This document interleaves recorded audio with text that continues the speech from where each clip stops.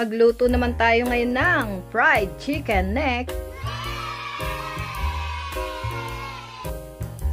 Ito yung ating chicken neck na hugasan ng mabuti. So marinate natin. Lagay natin minced garlic. Maglagay din tayo ng konting katas ng kalamansi. Soy sauce.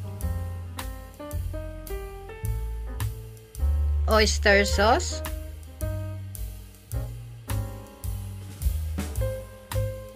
Siyempre, kailangan din natin ng black pepper. Then, mix lang nating mabuti.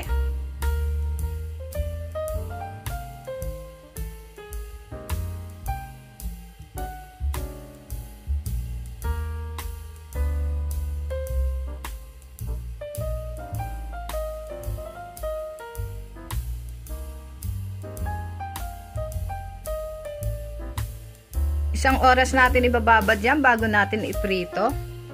1 hour later. So yan, after 1 hour nating binabad, pwede na natin i-coat sa all-purpose flour.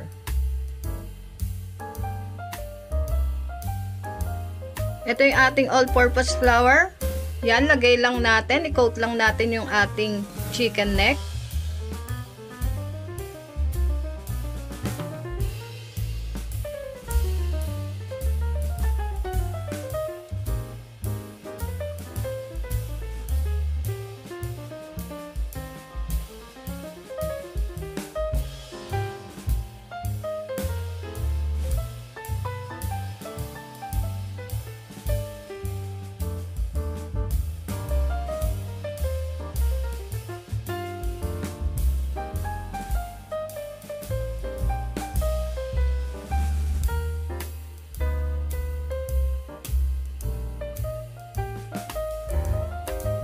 A few minutes later. Ito na yung lahat na nagawa natin. So, ready to fry na.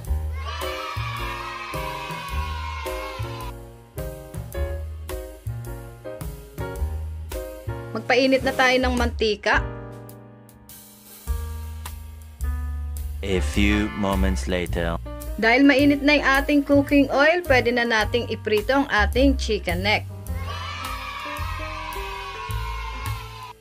Dahan-dahan lang natin ilagay.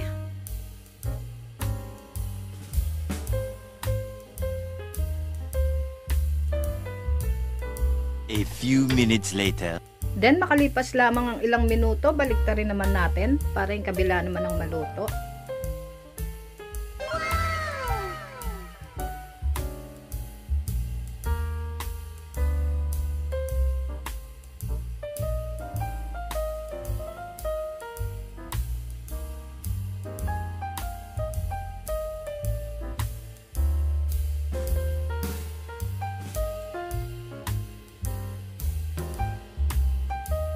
A few moments later.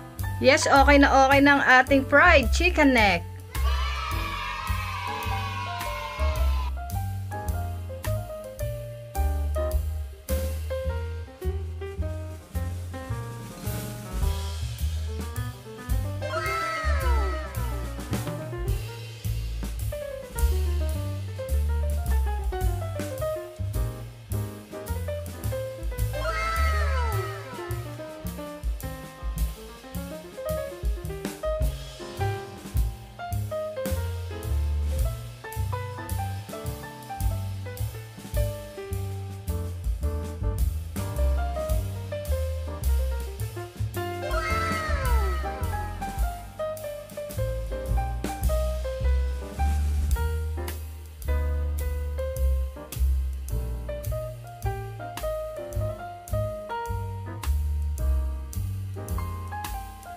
Ito na ang ating fried chicken neck. Kainan na!